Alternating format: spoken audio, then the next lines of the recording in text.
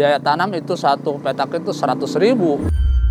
Kuarter nggak ada. Kadang kalau yang nggak terdaftar dipintain fotokopi KK sama KTP-nya. Ada jatah-jatahnya gitu dari sana. Dengan jalan bisa satu karung tuh ongkos kirimnya bisa satu karung 15.000. Tapi bisa jadi yang bertikai adalah petani dengan petani, Pak. Tapi faktanya di lapangan tidak ada. Berarti kan ada pihak ketiga yang bermain.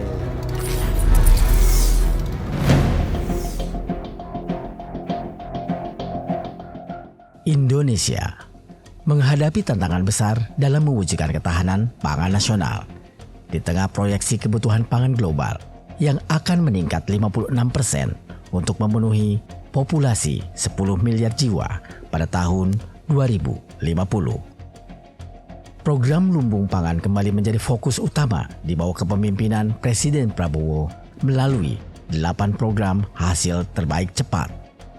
Meski telah dicanangkan sejak era Presiden pertama, implementasinya masih menghadapi berbagai tantangan fundamental yang memerlukan perhatian serius dari berbagai pemangku kepentingan. Tim Aksi Dewan bergerak menuju Provinsi Banten yang merupakan salah satu wilayah lumbung pangan nasional.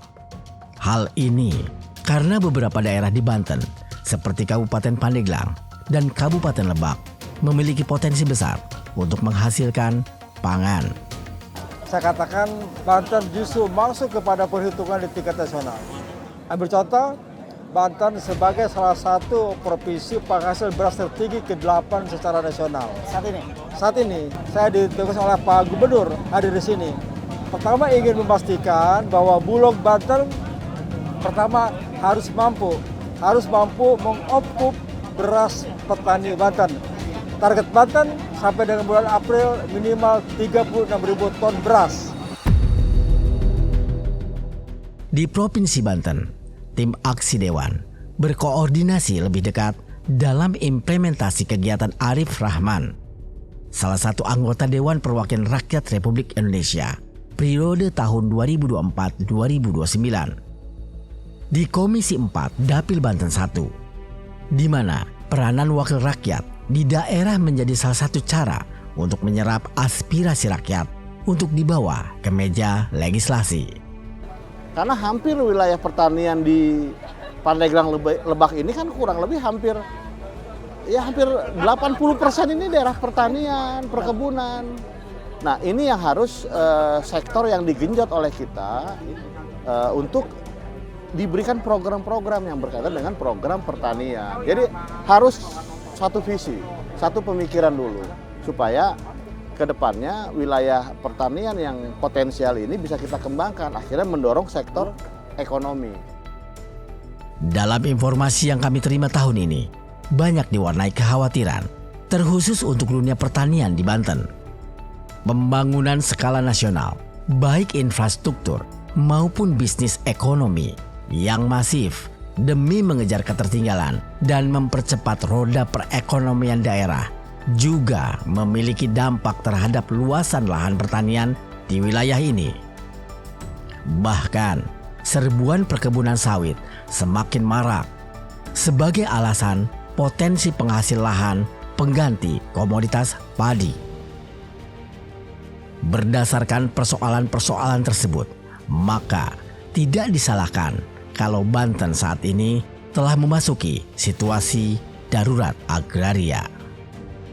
Sedangkan pembangunan lumbung pangan membutuhkan investasi besar untuk pelaksanaan di level petani. Karena tidak semua daerah memiliki kapasitas fiskal yang mumpuni untuk membangun dan menjaga keberlangsungan lumbung pangan itu sendiri. Jadi alat-alat seperti combine, alat-alat untuk penanaman itu masih manual. Jadi ini yang jadi kendala buat petani sehingga produksinya memang kurang maksimal gitu. Saya bicara dengan Pak Gubernur Pak Andra Soni ke depan harus ada di Banten itu pasar induk. Emang belum ada, Pak? Coba dicek aja, ada nggak? Kalaupun ada mungkin berantakan. Nah ini dirapikan. Pasar induk itu harus ada, dia juga harus ketemu dengan akses tol yang bagus. Supaya jangan sampai hasil pertanian kita masuknya ke Jakarta, dari Jakarta dibawa lagi ke sini. Ganti kulit doang. Nah.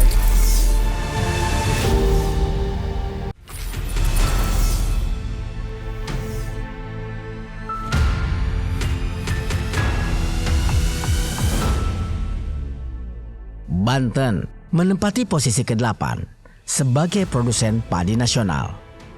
Kabupaten Lebak merupakan salah satu wilayah sentra utama padi setelah Kabupaten Pandeglang dan Kabupaten Serang. Di kalangan petani yang terus mengeluhkan di mana kebutuhan irigasi juga sangat besar. Akan tetapi, seperti biasa, pemanfaatan air di wilayah ini pun sangat terbatas akibat drainase irigasi persawahan yang masih minim. Sekarang dulunya kan ada pembuang. Ini dari apa namanya primer, lalu tersier, laju kuarter nggak ada. Dikarenakan nggak ada pengasahan dari, maaf itu ya Pak ya, dari pengairan. Itu kan banyak yang belum kegarap gitu ya, untuk persiernya terutama. Terus kayak JUT kan sekarang dari Ketapang nggak bisa ya, jadi mau tidak mau harus mungkin dari dinas yang di atasnya gitu ya, soalnya dari dana Ketapang nggak bisa sekarang. Ditambah lagi, petani kita saat ini dipersulit dengan berbagai macam aturan dan keterbatasan petani. Ekonomi politik di Indonesia mencerminkan dinamika yang kompleks antara kebijakan pemerintah, kondisi pasar, dan respon masyarakat. Hal ini menyebabkan harga panen melosot. Ini juga penyebab masalah baru bagi petani. Petani-petani itu kan mereka menjual gabahnya itu kan jarang yang langsung ke Bulog gitu Pak. Di mana harga jual gabah yang berada di bawah harga pokok pemerintah selalu menimbulkan tantangan besar bagi petani. Petani dapat mengalami kerugian secara signifikan yang dapat mempengaruhi kemampuan mereka untuk berinvestasi kembali di masa tanam berikutnya. Kita traktor 130, terus pupuk 300 lah, taruh 300. Berapa tuh? Biaya operasional banyak itu. Terus biaya tanam itu satu petak itu 100.000. Mereka tuh biasanya ke pengeling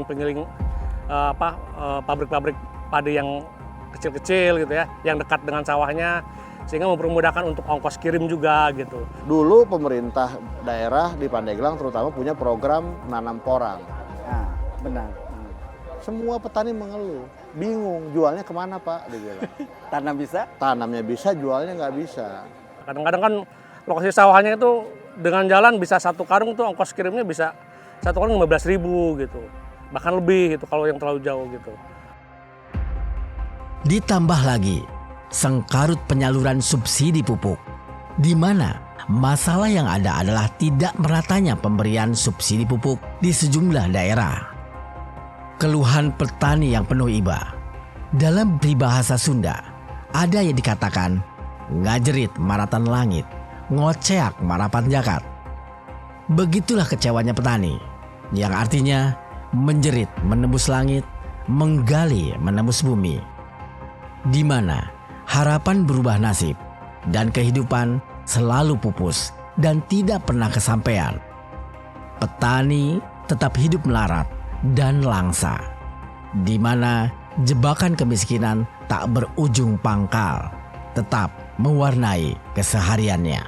Katanya ada jatah-jatahnya gitu dari sana ke suppliernya itu. Kita juga sudah kadang kalau yang nggak terdaftar dipintain fotokopi KK sama KTP-nya ya untuk dibantu ke BPP untuk didaftarkan ke aplikasi ya, untuk daftarkan mendapatkan pupuk itu.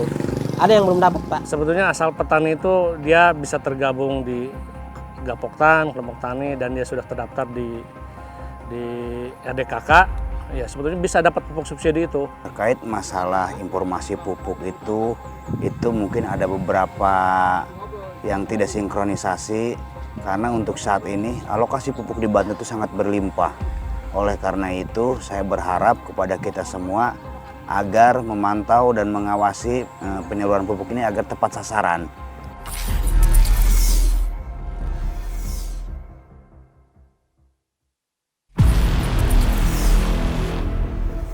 Yang saya bawa dari pusat nanti ini menjadi sesuatu yang berkelanjutan.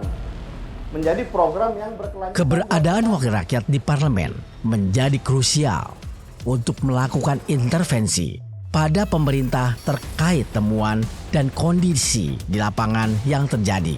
Setelah saya turun ke konstituen, ketemu dengan partai petani, mereka menyatakan, Pak, pupuk langka, pupuk subsidi tidak ada. Pupuk subsidi seringkali tidak sampai ke tangan petani tepat pada waktu yang dibutuhkan. Nah, berangkat dari situ, saya akan ngecek. Dari pihak Pupuk Indonesia menyampaikan pasokan ada. Nah, tapi faktanya di lapangan tidak ada. Berarti kan ada pihak ketiga yang bermain. Kalau dulu masalahnya ada di penyalur, Pak, karena penyalur mungkin dianggap yang paling bertanggung jawab terhadap distribusi pupuk kepada masyarakat. Saya khawatir saja, Pak, kalau jangan-jangan nanti ini langsung diberikan ke masyarakat, yang bertikai bukan lagi agen pupuk dengan masyarakat, Pak, bukan lagi agen pupuk dengan petani, tapi bisa jadi yang bertikai adalah petani dengan petani, Pak. Jadi Pak Dirut harus menyampaikan kepada kementerian bahwa kita tidak bisa lagi membahas subsidi ini berlama-lama karena petani tidak bisa menunggu. Komisi 4 Dewan Perwakilan Rakyat Republik Indonesia melihat fenomena ini menjadi mom waktu yang mengkhawatirkan, di mana Indonesia sebagai negara agraris akan mengalami krisis. Tidak hanya krisis petani, melainkan juga krisis pangan yang menghantui dunia saat ini. Saya harus banyak menyerap aspirasi masyarakat agar apa yang nanti kita sampaikan kita punya dasar. Karena di Banten ini, Kang, dan Indonesia ini yang harus kita lawan ada 3. Pertama, kemiskinan. Kedua, kebodohan. Ketiga, ketidakadilan. Ini harus kita lawan. Bukan pemerintah. Pemerintah kita rangkul, kita ajak bicara. Pemerintah dengan kebijakannya tentu harus sinergi dengan peranan wakil rakyat.